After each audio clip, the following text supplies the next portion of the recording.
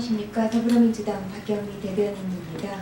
아직 정우택 원내대표의 교섭단체 대표 연설이 끝나지 않아서 잠시 좀 기다렸다가 브리핑 드립니다.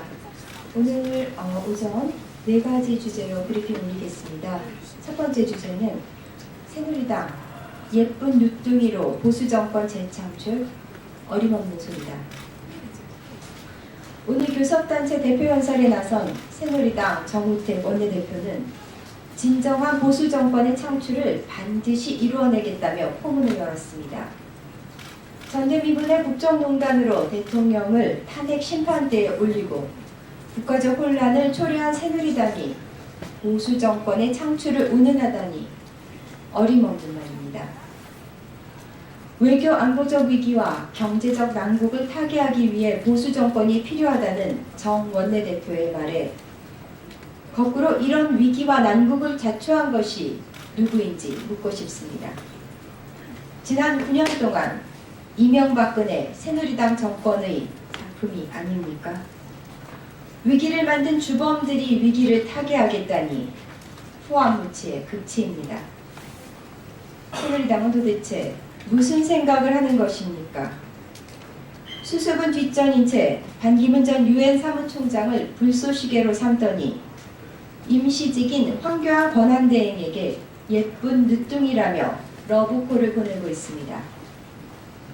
국정수습을 책임져야 할 황대행을 오히려 부추기고 있으니 오로지 기득권 유지에만 골몰하는 모양새가 우습기만 합니다. 나라를 망쳐놓고도 박 대통령은 물론 친박 세력에게도 이렇다 할 징계조차 내리지 못하고 있는 새누리당이 진정한 보수의 가치를 강조하며 정치 교체를 입에 올리다니 언어도단입니다. 이번 대선에서 필요한 것은 정 원내대표의 말처럼 두 눈 부릅뜬 검증이 아니라 정권 심판임을 삼척동자로 아는 사실입니다. 초당적 정책 컨소시엄을 만들어 공동 연구를 하자는 정 원내대표의 제안에 우리 당 추미애 대표가 제안한 국정협의체 가동에 협조부터 하라는 말씀을 드립니다. 다음 주제입니다. 위서 속 대권 욕심 드러낸 황대행의 두 얼굴. 아무래도 표정 관리가 안 되는 모양입니다. 2월 임시국회 첫날인 어제 본회의장을 나서는 황교안 대통령 권한대행은 대권 출마 여부와 관련한 기자들의 쏟아지는 질문에도 불구하고 특유의 옅은 미소만 띄운 채 유유히 국회를 빠져나갔습니다. 황대행은 지난해 말 대정부 질문 당시만 해도 대선에 출마하느냐는 의원 질의에 절대 그렇지 않다고 잘라 말했으나 올 1월 대통령 코스프레라고 지적받았던 신년 기자회견에서는 지금은 그런 생각을 할 상황이 아니라고 한 발 빼는 모습을 연출했습니다. 대체 무슨 속셈입니까? 혹시 모를 등판을 앞둔 후보 선수가 불펜에서 몸이라도 푸는 것입니까? 전대미문의 국정농단 사태로 대통령이 탄핵 심판을 받고 있는 와중에 대통령 직무를 잠깐 대행하고 있을 뿐이 황대행이 언감생신 보수의 구원투수라도 되겠다는 것입니까?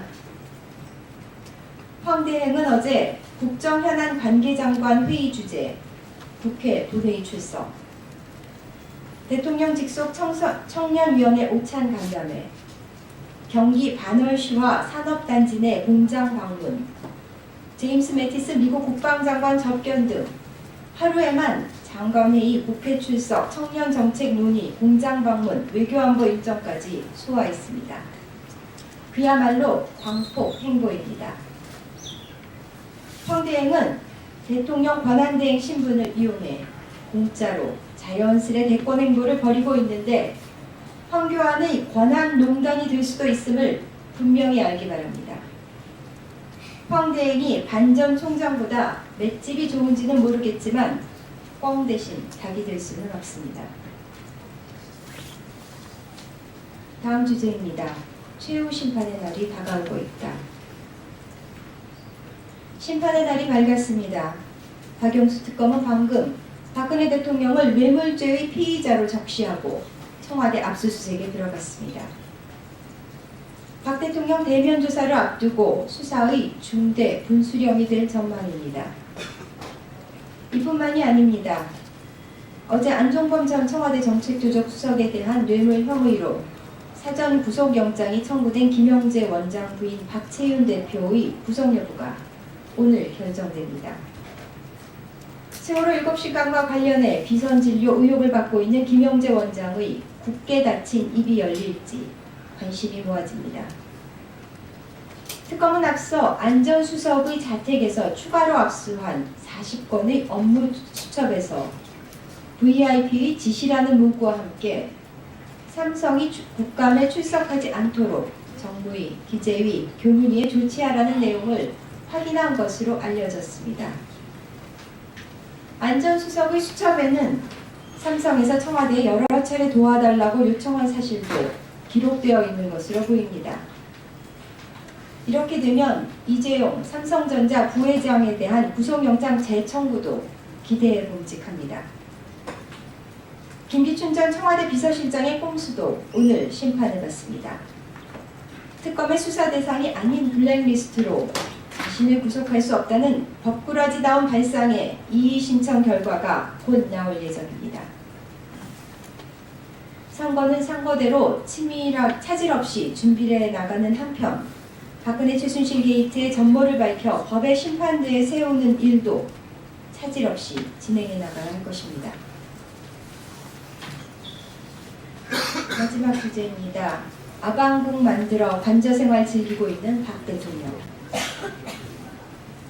어제 65세 생일을 맞은 박근혜 대통령이 청와대 관저에서 참모들과 생일 파티를 열었다고 합니다. 박 대통령은 이 자리에서 제임스 매티스 미국 국방장관의 방문과 관련해 트럼프 행정부의 사려 깊은 행동이라며 사드 배치 결정은 잘한 것이고 반드시 배치되어야 한다고 말했다는 것입니다. 아울러 한일 군사정보보호협정에 대해서도 반대가 많고 어려움이 많았지만 잘 처리된 것으로 알고 있고 나름대로 중요한 결단에 찬 조처였다고 전했다고 합니다. 발언 내용의 적절성을 떠나 직무정지 중인 대통령이 생일을 핑계로 참모들을 모아놓고 공인지, 과인지, 사회적 논란이 분분한 정책을 자화자찬한 것인데 있어서도 있을 수도 없는 일입니다. 특검 수사나 헌재 탄핵 심판에는 일체 응하지 않으면서 기자간담회, 인터넷 방송, 인터뷰 등 본인 편한 방식으로만 변호에 나섰던 박 대통령이 아닙니까? 그토록 좋아하는 관저에서 본인의 생일마저 메시지의 창구로 활용하는 박 대통령의 꼼수가 놀라울 따름입니다. 언론이 인용한 청와대 관계자에 의하면 관저 응접실에는 시민들의 축하 화환과 중국인 팬클럽 근해 연맹의 엽서 등이 전시돼 있었다고 합니다. 직무정지로 탑에 갇힌 라푼셀 신세인 줄 알았더니 관저를 본인만의 아방궁을 만들어 놓은 모양입니다. 이상입니다. 감사합니다.